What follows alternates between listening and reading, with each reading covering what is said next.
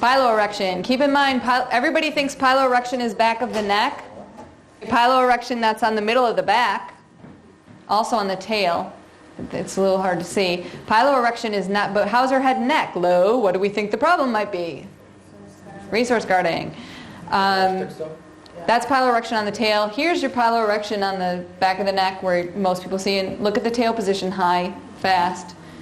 You're going to see these in a little bit.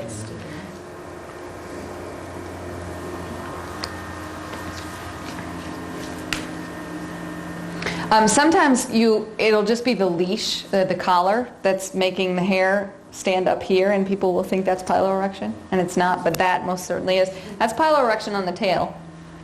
Okay, so it can happen anywhere. And then this is the final one of this series, which is tail position, high, fast, flagged. And I'm just going to say something so ahead of time. This is the only tail positions that we not think, but that are pretty certain mean something, okay? Is that the one that we've taught kids is good is really not. It's the least good. The higher the high, it can be a high waving. That would be, we're not so sure. But high, fast, okay? And then flag, meaning the tail tips over towards the dog's head.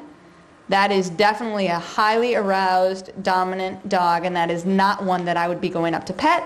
And if I saw that dog coming at me at a class or a dog park or anywhere else, I would move away with my dogs, okay? And then the other one is this big circle. They make this big windmill. It's kind of slow. Whoosh, whoosh, whoosh. That one's one of the only ones that we pretty much are certain is it's always associated with submissive, friendly behavior. Their body is usually very relaxed, and they just kind of, it's like, and you'll see that later. Okay, go ahead. So look at their tail positions. There's that flag. Now that's a fast wag. That's of moderate height. For that dog, it was much higher than the dog was keeping it. But now this dog, it's high up, and it's flagging just a little bit towards the dog's head. And remember, we showed that dog before, and the tail was low. This is Mikey. I mean, for a little terrier. Now, this is my Skylar, and pause for 1 second. Now, I know this. You've got to know your dog, too. My dog never has his tail up like that. And remember who this dog was? Jerk, jerk, jerk, jerk, jerk. And this is my certified therapy dog here going... And I'm like, whoa, he wants that dog to go away in a major way. Go ahead. He never puts his tail up like that. Never. There's another tail flag. See, the arc is heading towards the dog's head. And then other distance increasing signals can be ground scratching, which we talked about, freezing, lookaways that are very brief, which you'll see in an upcoming segment, and whale eyes. Oh, isn't that cute? Distance decreasing signals are used to invite interaction with people or other animals. Never punish dogs for showing distance decreasing signals. And as long as I'm saying that, never punish dogs for showing distance increasing signals either.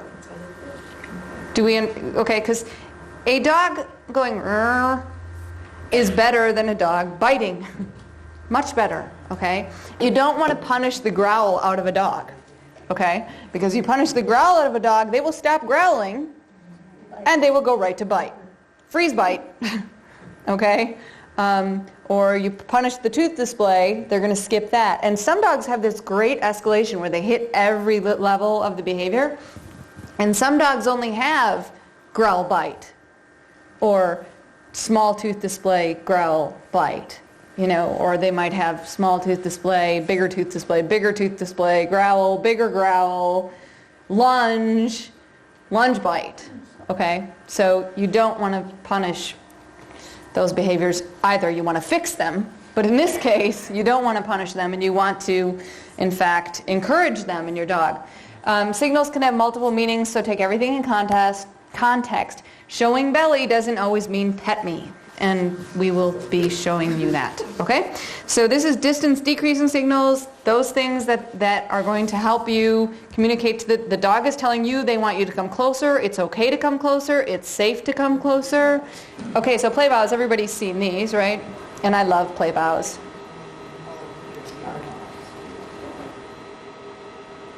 I'd love to play right now. this is the adolescent. Okay, now this is kind of sad, but this great. The cicada. Bow. Blah. Oh, look at that. And you can always tell because they go down so fast. Easy wagging tail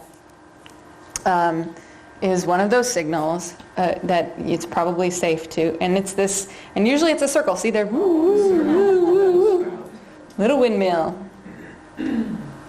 And there, see there, it's not a circle, but the whole butt.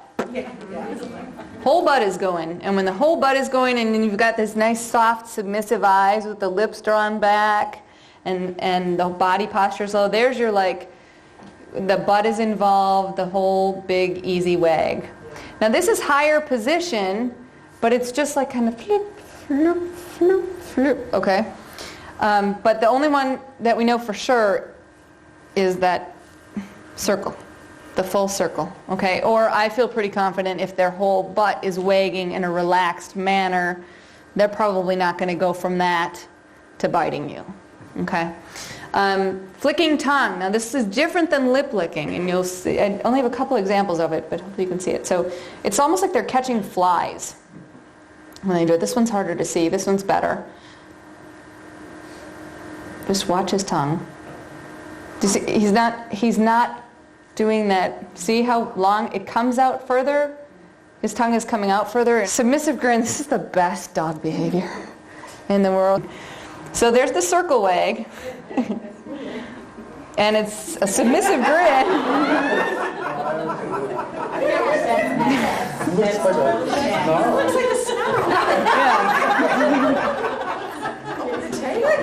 Yeah. Look at the tail go. Tail's going in a circle. Her eyes, she's blinking and closing her eyes. Her ears are back. There's no noise. There's no sound coming out of her. And she really, you'll see, I think the dog would get into the couch, okay, and Andrew is actually holding the camera and petting her at the same time. So that's why it's such an extreme close-up. But she obviously, she wasn't being aggressive. There are times that dogs will show, she said, she does it again. There are times when dogs will show you their teeth that it doesn't mean something bad. And the grinning is the lips pulled back, is that's submissive. So here he's walking in the house, she's walking into the room, she takes her position on the couch, you're just going to get it from the other angle.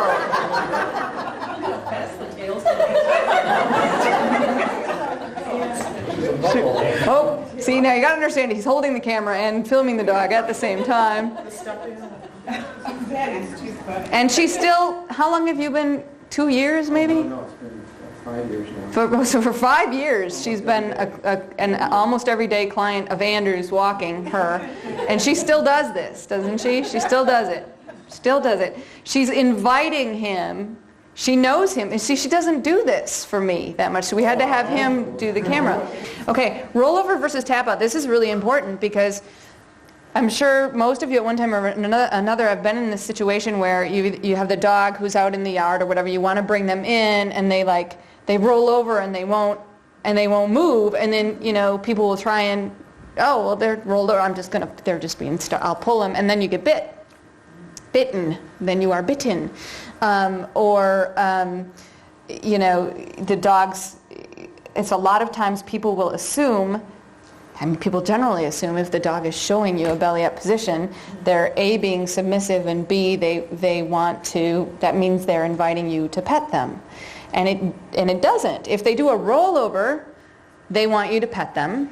If they do a tap out, they're being submissive and they are telling you not to. And it's a difference. So the rollover is a distance decreasing signal. They want you to, a rollover is an invite. Yeah, come pet me, woohoo! And they're usually very loose and relaxed, and they'll flip right over. And when they do a tap out, what I want you to look for is that usually their head starts first. So their head goes down, and then their body, and then the whole thing goes. So you remember that dog earlier in the video? Everybody's going, she's so silly, when we're looking at the stress sequences, and she kept doing that, and then the handler backed off. Those were tap outs, okay? So I'm going to show you both here so you can tell the difference. Go ahead. Okay, so this is a rollover. The dog's like loose and relaxed, playing with the figure like a toy. Oh, sort of like you're talking about the golden on the tennis ball. Their whole tail is being held. The dog rolls over. Now they're already on the ground, so you're not seeing that posture that I talk about here. Hold the tail down. Ooh, ooh, ooh, ooh. It's like kind of one vertebrae at a time going down. That was from the back end because the tail is being held. That was a tap out. This is also a tap out. See how it's like they collapse. It's not just a flip over. And usually you see other submissive signals with it. So you see the ears back and the lip licking, and you might see urogenital checkout, which actually, I don't know if she does. Okay, this is a tap out. I'm hugging the dog. The dog doesn't love this. Do they? Stop it. Oh. And basically, pause for a second. The reason that I call it a tap out is because wrestling, right? So if anybody who knows wrestling, if you're doing jiu-jitsu or something, somebody puts you in a chokehold, if you tap, it means, I submit. Okay, so you're supposed to go away then. You're supposed to let me out of the chokehold. That's why I call it a tap out. Because what they're doing is they're going over threshold, tap out. I'm out. So that's a rollover. So he's being all waggy, relaxed, la la la. Can you tell he's playing? Playful? Mm-hmm. Rolling over, plop. They just kind of flip. You see, there's none of that a little bit at a time. They just kind of flip. And they're relaxed. And they're usually wagging their tails. And this dog, what do you think this is? That's a rollover. Plus, I'm luring him, and this is probably the only. This is the only shelter. This is one of those shelter dogs where I put adopt this dog to a home with 16 children.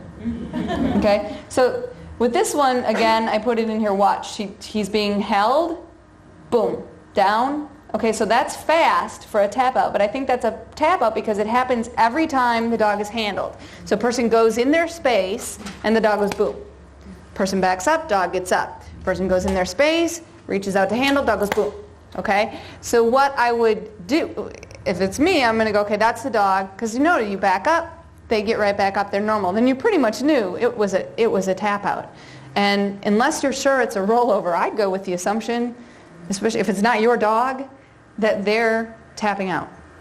And that they want you to go away, as opposed to rolling over. Submissive licking.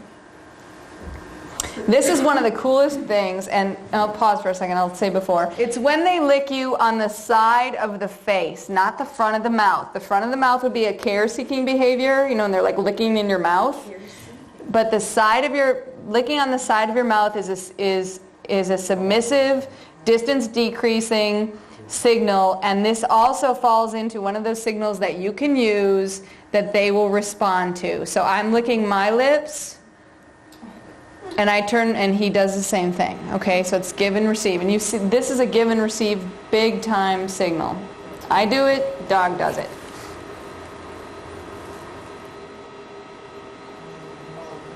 So you'll see it over and over again. It's one of my favorite things, is to greet a dog in the appropriate way and have them understand. And you'll see it during assessments as well. If the dog is being very stressed and they're really feeling like, I want to make sure that you know that I'm okay, and then maybe you'll stop this insanity, they'll do this. So you'll see it in a lot of clips during assessments where they'll actually stop and give a submissive lick to the secondary handler. Okay, look at this. Becky will be here tomorrow, so you can tell Becky, we watch you get slobbered by that big Saint Bernard. Now that's not a muzzle punch. He's desperately trying to give her that submissive lick, and there wasn't intensity.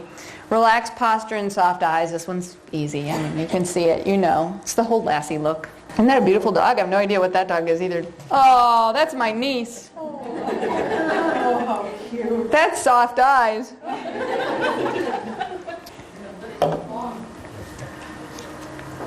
See, that's the tongue lolling, dog relaxed. That's soft eyes. Soft eyes. See, I'm hugging. Not liking it, but soft eyes. Okay, displacement behavior we talked about a little before, so we're going to go. It's any activity that's performed to change the motivation in a given situation in order to escape. So they want to feel secure, so they perform some other activity. It's the textbook definition. Keep going. So basically, and then I followed up with a slide that's just English of what this is. It's something you do when you don't know. Something to do to look busy when you don't really know what you're supposed to be doing. And it's like, these are typical displacement behaviors: marking territory, increasing the activity, and it doesn't really fit, stretching, yawning, shaking off, sniffing, lookaways. A lot of those early stress signals, okay, are displacement things. So you'll see something novel enter the environment, and the dog will do something like, oh, if I don't see it, it's not there. We get this a lot with this lovely rat. You can buy these at the Spencer, especially around Halloween, and Target had them this year too. So the rat is going in this dog. The dog's like, huh? What? Is there something here? Because I don't see anything. Let me just walk around here. Doesn't even look at it. It's like not there. If the police officer's there, I have no idea whatsoever. Okay? Does that make sense? So it's like they're completely, you just know that they're uncomfortable because they're going like, there's something obvious in the environment and they're like, whoa, is it really? Okay. Smiling. Okay, smiling is a great one, but it can be a little bit tricky. There are different kinds of tooth displays, as you've seen this clip before. We've got both submissive grins and smiles that can often be confused. And so I've got a clip here, this one that's slowed down, where you're going to see a submissive grin first, where the lips are drawn back. So you're seeing all of the molars, and the eyes are a little squinty, but the lips are drawn back. So the most important part to look at is the lips being drawn back. Both smiling and submissive grinning can be signs of appeasement. Here the dog is going to shift into smile, as you see right here, as just the front lips are coming up and the side is not. So it's just the commissure in the front is drawn up. And again, this is a smile. So what's important to understand is that these can be signs of arousal and appeasement. They both can. They are not generally signs of aggression, but you have to make sure that you're watching the entire body in context. Okay, ritualized patterns. Basically, this is a dog, and I'm going to keep talking over the clip. This is a dog that has what we call idiopathic and pathologic issues, genetic issues, probably lack of socialization, probably a bunch of things. And everything about this dog was just so sad and pathetic.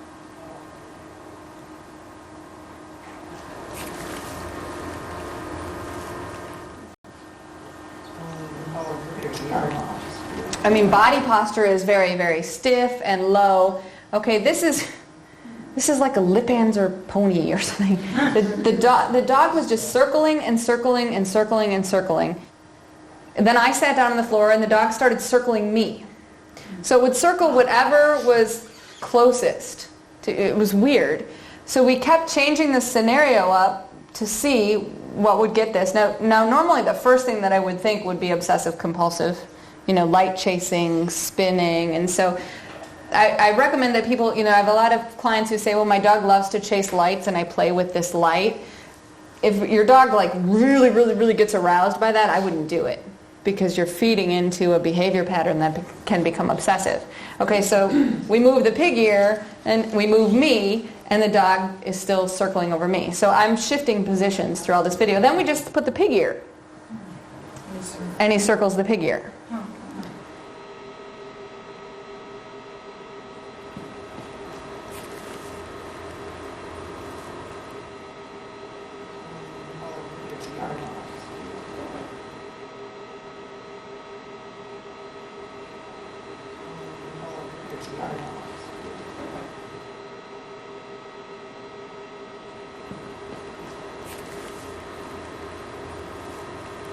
And she was a sweet dog. Nothing scary about this dog at all, but just nothing normal about this dog either. Okay, this we saw before. It's the ritualized pattern, just something they've been reinforced for in the past. And that dog did this thing with the paw and the head a whole lot. That's doing it again. See the paw and the head together. It's a pattern, and we don't know what the history is, but somehow something good happened when that dog did that. And the dog did it a lot. Okay, and see the paw is all up high and the head goes a little to the side. It's different than a paw raise. And then that last one was a paw raise. Okay, now this is some of the really cool stuff, and here's where we get into behavior. So these are sequences of abnormal or aggressive behavior patterns. Okay, so the first dog is, you've already seen him in a lot of footage. This is at the shelter when he was still called Max, and he was very afraid of men. The shelter was concerned that he would not be placeable.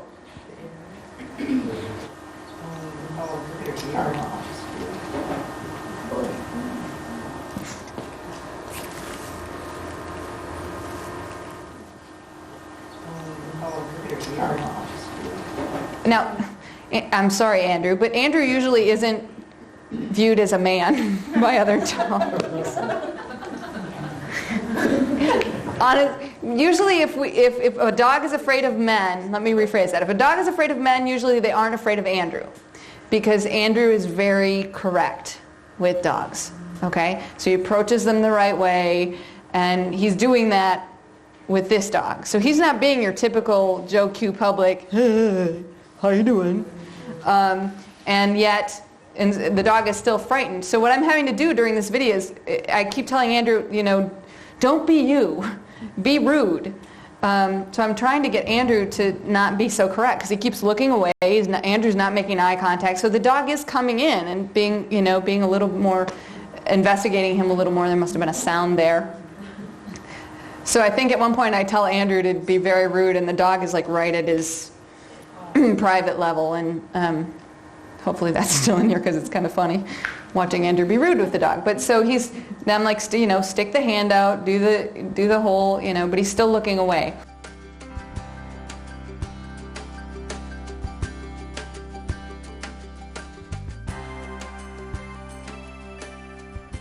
So this is when I said, Andrew, now act like a man.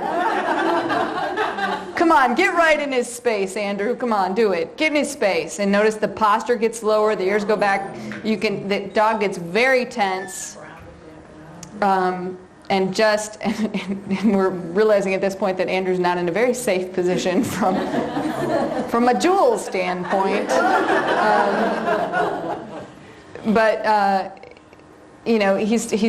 He's got, and even Andrew being rude is not provoking a dog in the way I think that most men did provoke this dog. Because he's, here, and partly for safety, and then like the nice little pet. Andrew, you're just too good with dogs. This is the problem. But as soon as he even did the forward presentation with the dog, which is what I'm talking about, the forward presentation, but he's like not breathing. This is the part, remember, holding the breath. And then he alternates between fast respiration, holding the breath, blinking the eyes, pulling the ears back, lowering his body posture, licking his lips. Whenever he even comes close to meeting Andrew's eyes, he tips his head down so that he averts direct eye contact. Now we brought him home and made him an honorary American Eskimo. And so that's my, and this is Andrew, same Andrew, and he's being, I'm going to manhandle the dog, and that's Nasty Casper, and that's Old Laika, and the rest of the dogs are in there too. And he's just, and he says, great, now that's like, rub my belly, please rub my belly. How long did it take him to get to that house? Couple of days, I think. It was really quick.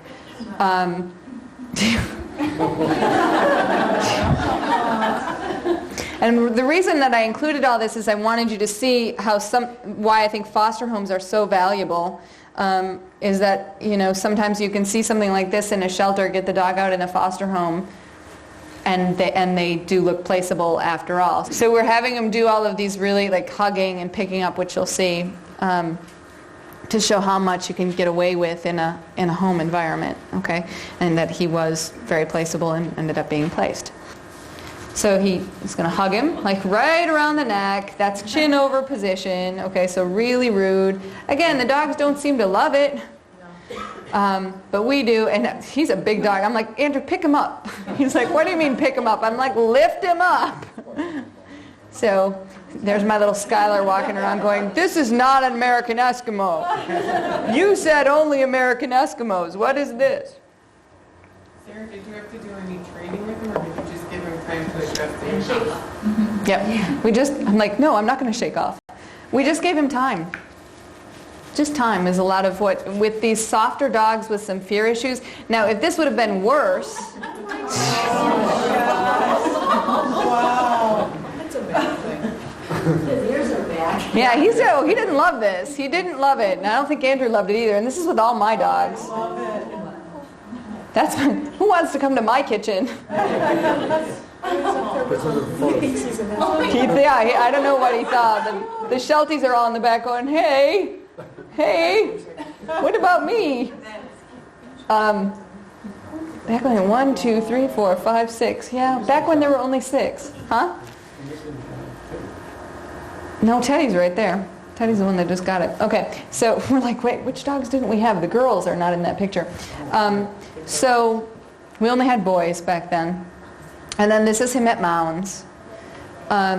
If he would have had more severe, if he hadn't come around the way he did, we would have done counter conditioning desensitization, which is one of the things we're going to talk about. And they actually have done quite a bit of it. So I coached them on how to do it, and they worked on keeping him sub-threshold. And this was when I went and did some training at Washington County, and his owner is there with him. His person is there with him. Sarah, don't you think that him going to your home and being a member of your pack helped him as well? I think he gained a lot of confidence from the other dogs. A lot of times, seeing that the other dogs were fine with Andrew, or whatever, the other dogs are fine in X situation will help the dog. Dogs do learn from other dogs. To set this up, I don't generally ever do any live testing in front of like a whole seminar kind of a thing because of stuff like this.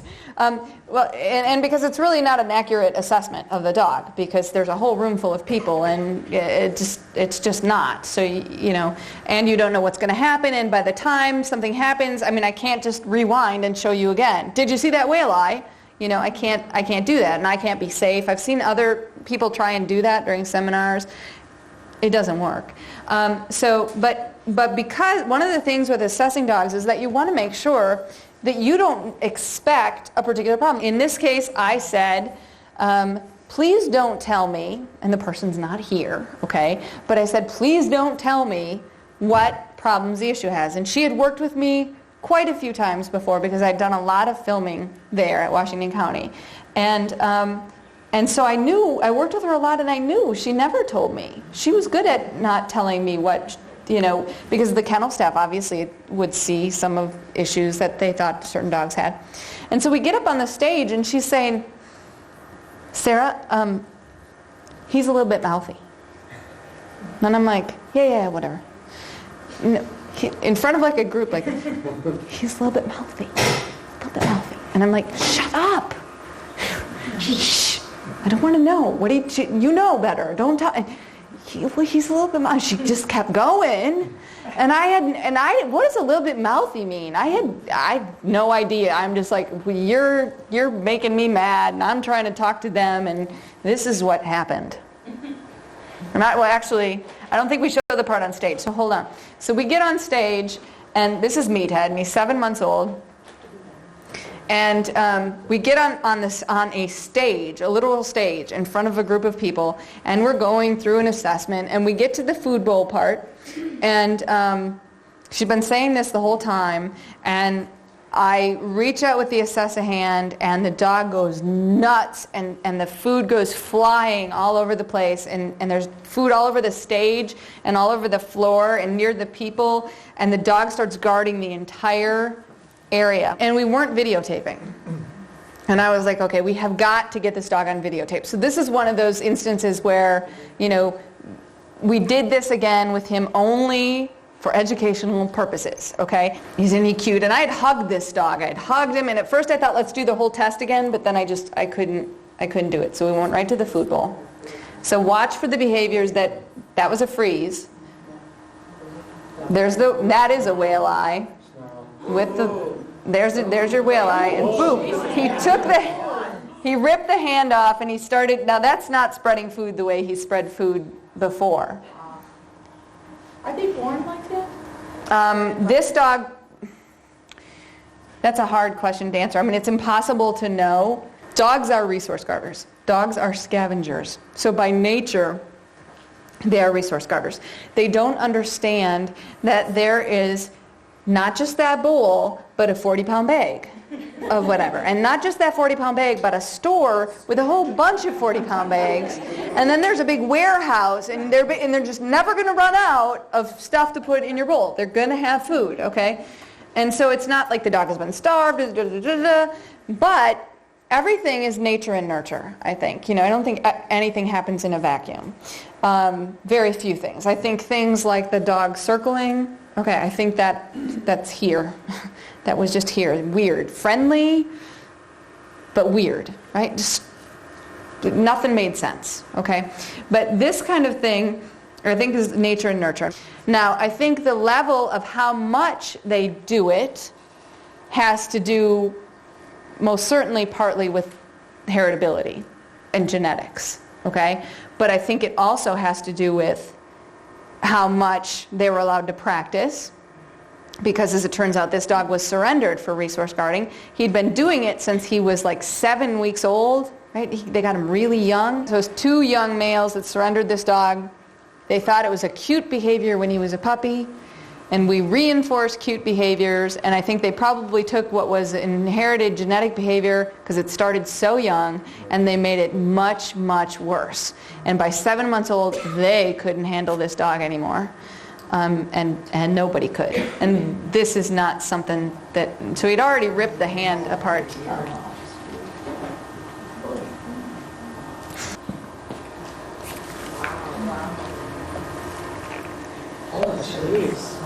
Now, there are things you look for. You look for bite, you look for bite hold, and you look for bite hold shake. And then and bite, okay? So this dog, because bite is, a bite hold's worse than a bite, and a bite hold shake is worse than a bite hold.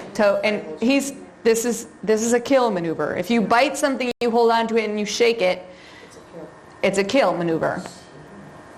So he's like fighting like heck, and we're in a small room, and there's food scattered all over, and he's an area guarder. He'll guard the entire area.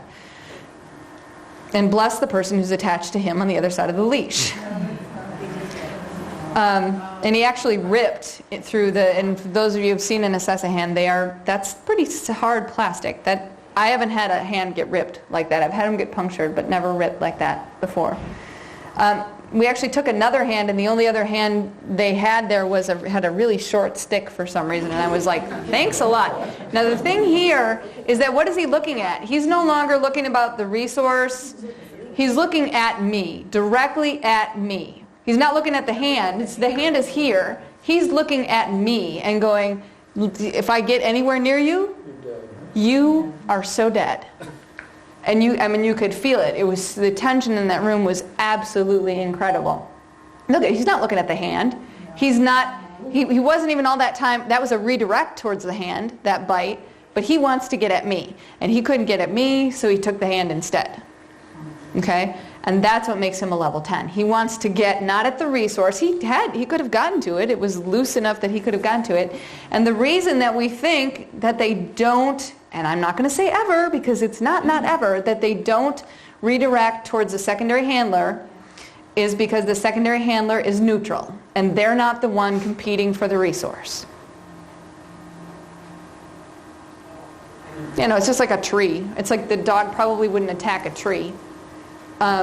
So they're just there, and they're not competing for the resource. The primary handler is competing for the resource, so the primary handler is putting themselves at risk. However, the secondary handler on the waist restraint system that we designed, that is not a paw raise, by the way.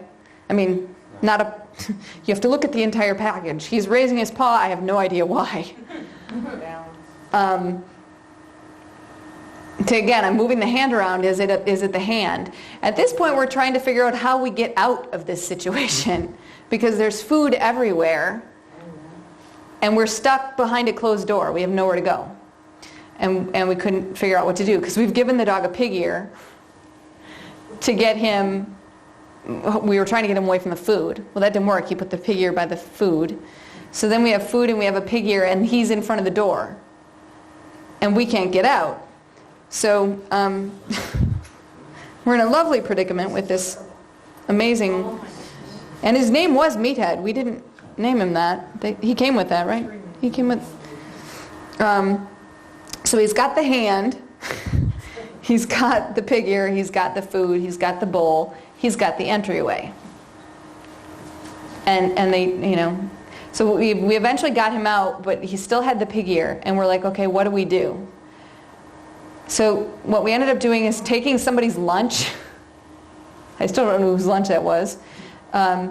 We traded him for it and then pulled him away, because the problem was with the pig ear, it would have taken him a while to eat it, and he was ramping up so badly.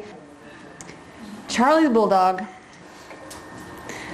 So, yep, we went through this whole test. This is the play arousal. So I'm getting them all. And let me tell you, this dog tested sweet. I'm like, la la la la la.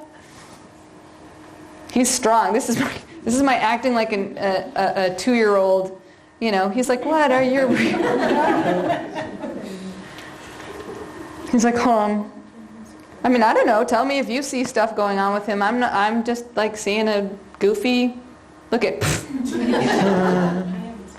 He's a silly, silly dog. So everything's going well. But don't ever lose focus. And I knew there was probably something wrong with this dog, but I had no idea what. Okay? So this is one of those where we gave him the pig ear, he wasn't interested. We gave him the lamb ear, he wasn't interested. I go over with the Assessa hand, and he suddenly wants the lamb ear, which is common with resource guarders. Suddenly they want something. They didn't want it until you wanted it, and then they want it. Okay? So now I can see, I'm like, aha, dog's a resource guarder. Okay. I'm like, I've dealt with Meathead. I can deal with resource guarders.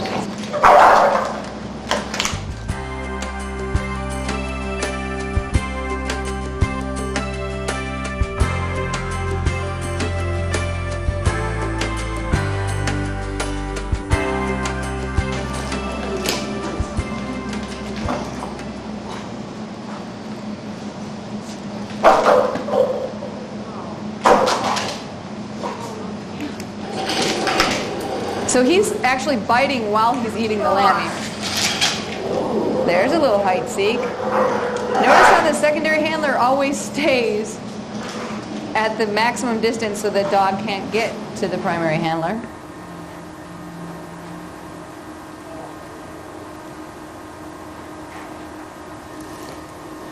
When you least expect it, and so we're just standing there talking, and time's gone by, and he hacks up a cookie, and we're all laughing.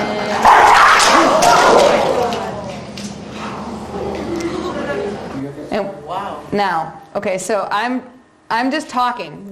It looks weird in slow motion, but I'm just talking. He's not even looking at me. He turns around. I'm talking to them. Watch their faces. Look at the.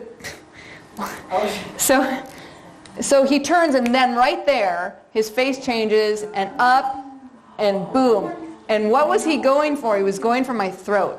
He went right for my throat. And that leash. Now, can you imagine if Andrew had been holding on to a bulldog like that with his arm? My neck would have been in that dog's mouth. Okay? And I think I actually put it in here again to look at the people's faces once he changes. Is that Marnie is the second person? So if you look at Marnie's face, so right about, because they're all smiling, ha ha ha ha. Now watch her face, right? Linda couldn't watch. She got a paper over her face. No. Look at her face. Okay, and her face. It's like, oh my God. Okay. So, and then he turned around to come back for more. So you saw the force with which this heavy dog hits the ground, and he gets right back up and is ready to come in for more. And the dog actually did make contact. I had layers on. You always wear layers when you're doing an assessment. And I ended up with, so he just got close enough to grab my shirt. And so I had slob on the shirt, and then he pulled a little bit on the sweatshirt, and then he and then he fell down. But it was like right about here, and the leash stopped him because his trajectory was right for my throat. Okay, 6-week-old puppy. Puppies are not immune to aggression. Is this a puppy you would want in your home? I'm like holding him. He's like, huh. He seems pretty confident, doesn't he? He's a little stiff. Is that your wiggly waggly, he's 6-week-old puppy? Look, he's like, don't touch me there. Don't, let me down. Let me down. Arrgh. Does that look like playing? No. See how stiff he is? He did not, and this is safe handling. You keep your hands where, so because you're assessing a puppy does not mean you go, oh, this is going to be easy, I've got a puppy. Oh, how fun is this going to be? I've got a puppy. Sarah, do you feel you can safely assess a puppy? I mean, it's a discussion we keep having in rescue. Safely meaning how? Well, I mean, can you accurately assess a puppy? It's a discussion we keep having, yes you can or you can't. Yeah, I think yes you can.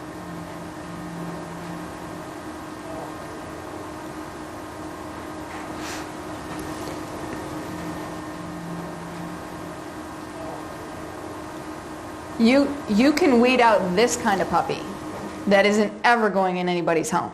It's actually more frightening when a very, very young animal does something of this significance, okay? Now, he didn't bite me. I've only been bitten, knock on wood, twice, ever, and not badly. I'm knocking on wood again. But it doesn't mean the dog didn't want to or try to. It's just a matter of handling experience, okay? So sometimes puppies don't belong in society. Another thing you look for that's abnormal is the confidence. You saw the other dogs, the adult dogs going like, oh, it's not there, I don't see it. What's that blinking thing making all that noise? And this puppy's like, I'll just grab it and run around with it. He hated it when you forced him to do anything. Don't make me stand here. Don't pick me up. We throw an umbrella at him. He's like, yes, so? Bring it on. I'll just climb right in there. Now, puppies are curious. I'll give you that. But puppies startle, and then they're curious. This dog never startled. Okay? So who's next? Okay, this is a dog that actually was abused, and every once in a while things won't fit, and there's a way you can test. Pause for 1 second. We don't, what you're going to see is something that I don't do as part of a regular assessment. I do it if I have very good reason to think that in fact the dog probably was abused in some way. And that's the only time that I do it, because I think any dog is probably going to be freaked out, but I'm looking for a particular response, so keep going. She's crazy, really mouthy, crazy. She's doing all different kinds of submission, tap-out behaviors, but being aggressive at the same time, very unpredictable. Incredibly difficult to handle, but not, I mean, that was coming and try and hug her. There's another tap out. She's just super aroused. And do you see how the more aroused they are, the harder they are to handle, the more there's that fine line, and then they become aggressive. There's a piloerection near the tail. So we're just like doing a lot of handling with her to figure out what is going on with this dog. This is coming in for a hug. And it's a defensive way of doing it that I'll train you guys how to do tomorrow. But she's okay, and then you generally push away. Sarah didn't quite do the push away, the tester there, and so she came back and she didn't. I think she nipped at her. She didn't actually break skin, but she nipped at her. But she was being really mouthy and very, very hard to handle. There will be typical responses and atypical responses, and the typical responses are what you're going to get 98% of the time, and then every once in a while you'll get something that just doesn't fit. What I did when she did that was I got in her space and went, okay, and then the second time I do it with noise. So I go, ready? No noise. Look at, oh my God, she freaks out. Now you're a bad dog! Okay, pause. You saw how aroused she was the entire time, okay? So when I just do this, she hits the floor and makes these distress vocalizations, and then after a second goes right back at you. So then I use the big, deep, loud voice, and she's like, down, still, I'm not going to move. Okay? That you can pretty much be assured that somebody, I don't know what they've done, but somebody's done something physical to this dog, and it's the reason that they're acting this way. I don't do this with every dog because I don't want to elicit a behavior that's not there, okay? And if I come up and act like I'm seriously going to hit you, you're going to go like that, or you may, try and hit me back or whatever just because of the situation. So the only time I ever do this is if I have a really, really strong feeling that things aren't fitting and I need to see if that was it. Go ahead. So then I'm making it up to her, and she's fine in a way, but in a way she's just sort of like, well, okay, I'm not going to. As soon as you touch her, though, she gets super aroused. Super aroused. So we decided that we wanted to work with this dog. There was enough response in her to trying to teach her how to communicate that we decided that we wanted to work with her. There's your shake off.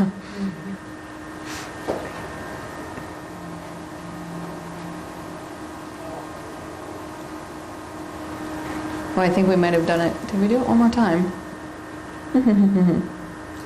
Yeah, I did it again, and she hit the ground. Okay, so we worked with her for 3 weeks, because we always put a timeline on to see, and depending on how crowded things are. Worked with her for 3 weeks on confidence building. And this is her in the front office of the shelter after 3 weeks. Down. Down. Okay. Good girl. Good girl. See how much lower the arousal is? She's okay about being touched. She doesn't get all out of control. Let's play it right. And she's completely right in the reception area. That's where we had her. Oh my goodness. Oh my goodness, Nick. Oh my goodness, Nicky. I'm actually trying to get her aroused, and she's fine. Person, can you handle? And this is someone else. Or me? Nope, someone else handling her. And she's fine. She's leaning in for the touch. She's not getting really aroused. She's fine. It took about 4 to 6 months to actually place her, to find, the right home for her, because she's your typical like shepherd mix, But she's doing really fantastic. She's got a great home and come right over the top. I can do everything that we couldn't do with her initially, and this was confidence building. She still can. She's mouthy. But before that, you could just touch this dog and she would be incredibly aroused. So I'd like to at least put some examples in of dogs that can be worked with. This is something I want you guys to judge.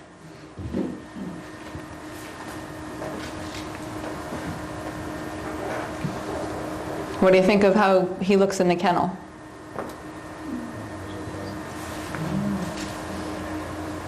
You've seen him before in an earlier clip. It's a big old Amstaff. Look at those soft eyes. Oh. Is he dangerous?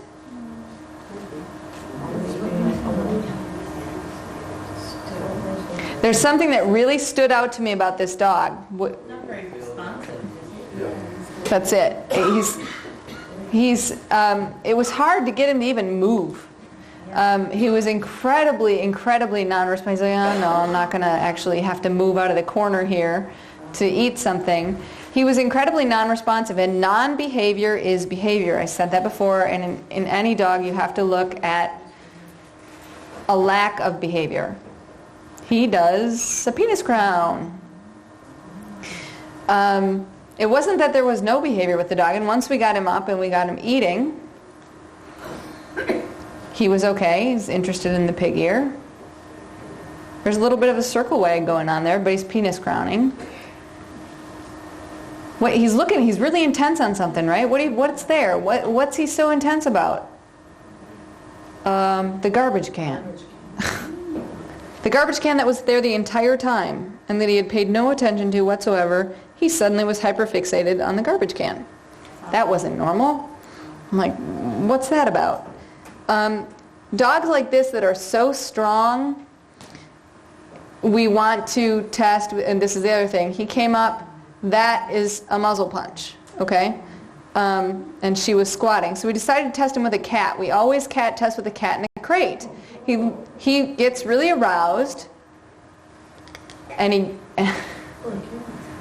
grabs the crate, pulls it, and he actually broke the crate open. Wow. And then we tried to dog test him, and we put him on 2 heavy-duty leashes, not chain leashes, but really, the really thick rope leashes, and he chewed through them like in less than 10 seconds. We were going to dog test him, and then he was like running around, and we had to catch him because we were doing it outside because we needed more space because he was so strong and so big. This is it play? Because it's always something you have to consider. Hey, come here. No, that's how we play. Yeah.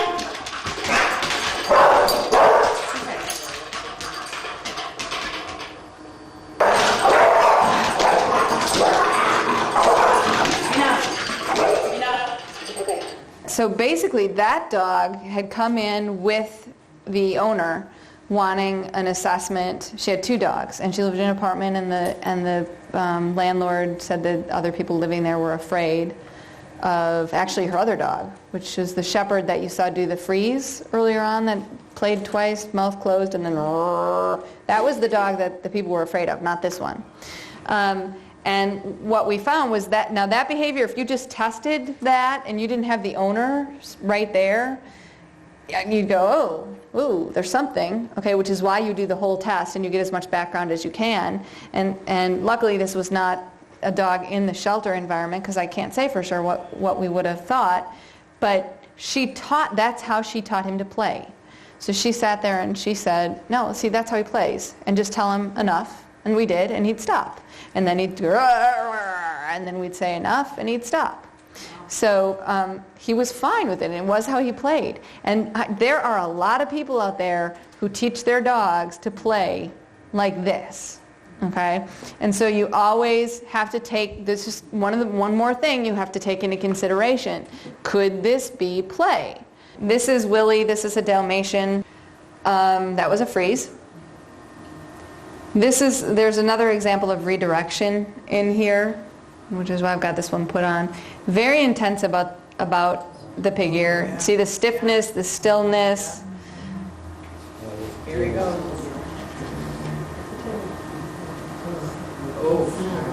He let go of the resource to bite the assessa hand, and then he's actually, he turned some of his frustration towards the camera. He's looking around, like seeing where everyone else is, which is important to note.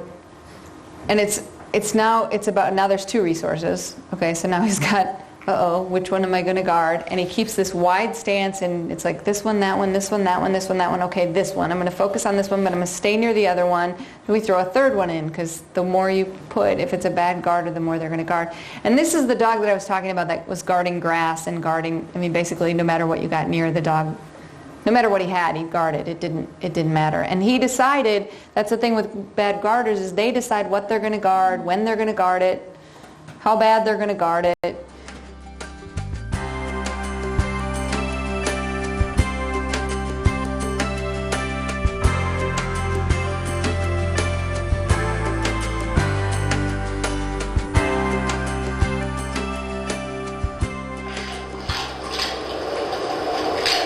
Nope, I'll take that one.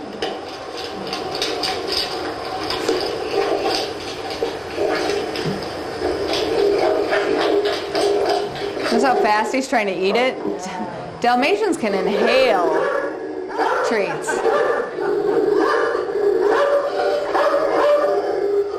So So he's over threshold now. He doesn't know what to guard, so he's guarding everything. And what you're seeing, if you see the leash is attached to the person, to the secondary. That's the camera person, okay? Who's doing nothing other than filming him, and he decides to redirect at the camera person. So he's like, I don't know, he's over threshold, I don't know what to guard, I'm going to just freak out and guard everything. Then he went towards the secondary. Then he went towards the owner. And then I said at some point, get him out of here. And we literally had to pull him across the floor to get him away. And you see the excess salivation and all that we talked about earlier? We had to get him out of the room. Then this was him later. And he could be so sweet. He could be so sweet. But he did this typical, and we see this with behavior over and over, dogs that do a Jekyll and Hyde personality. So he's sitting there, he's actually that's not me, that's his person. And I don't even know if I'm the one filming. But he seems like all soft, right? He looks okay. He's not totally soft, but that's not really hard. And then all of a sudden he shifts really quickly.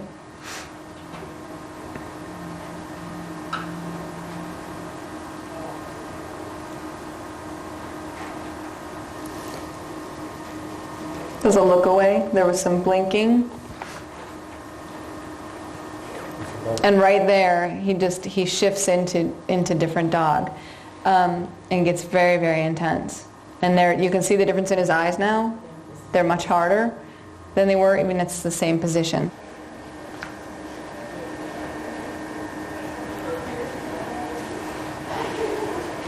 Actually, this is Jekyll and Hyde again. This is Abby, who we saw before. Lassie Cujo, Lassie Cujo. This is Grant.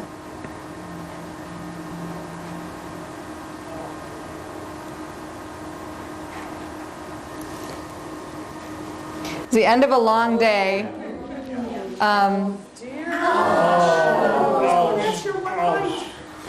Yeah, that's one of them.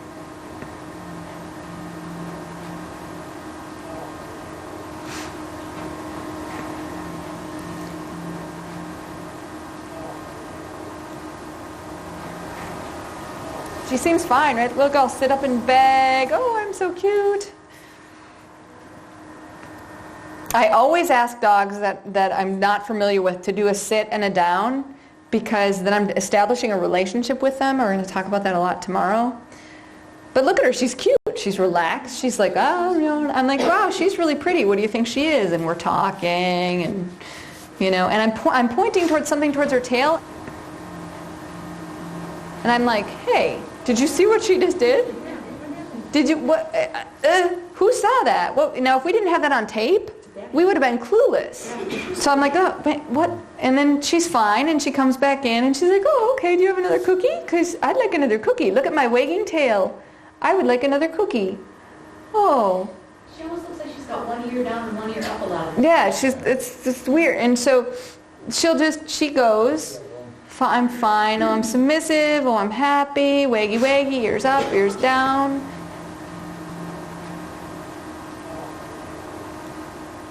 It's what I call triggering. The dog triggers. She has an incredibly quick trigger, and we didn't know what it was about. We thought it had something to do with putting your hand over her head. So we were trying all these different things to see what it was, and she'd eat the treat and show me her teeth at the same time. She was not smiling, though. She was trying to bite.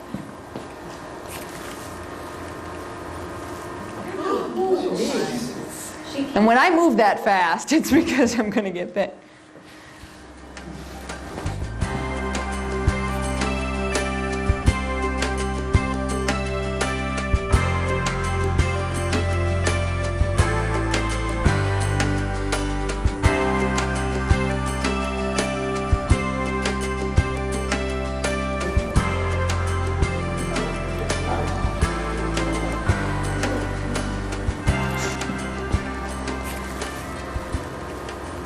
Can you imagine a child walking up to this dog and she's beautiful? I would have rather that came in a package that looked like a pit bull, because people would be less likely to go up to her and she would have been more adoptable. but looking like she was a beautiful dog, small size, and likely to be and I just touched her tail and she lunged at me. And a lot of the cause of problems is the fact that we just plain don't understand dogs, which is why I spend so much time trying to help you get to understand them so you can see what because a lot of times they're desperately trying to communicate, and everything we're doing is just, if they could put a shock collar on us and go wrong, wrong, wrong, wrong, wrong, okay?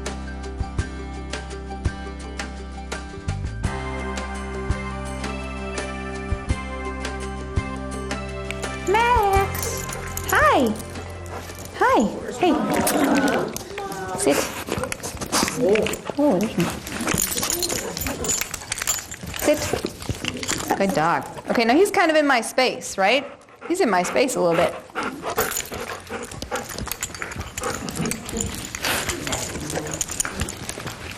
Good dog. Oh, that's a good dog. Ah. Good boy. That's a good boy. He's used to getting in people's space. This is why I like the waist thing, because your arm would have been like that. Now it's just la la la. Now I just don't want you to pull the speakers off. Max! Oh.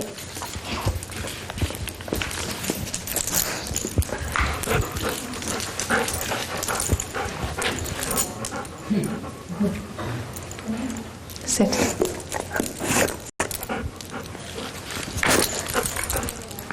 Good boy. Good boy.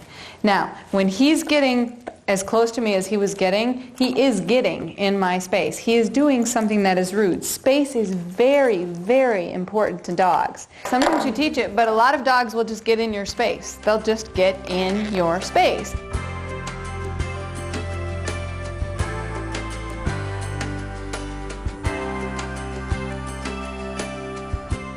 Look it, look it, look it. Do we see the significance of this? And I give you my butt.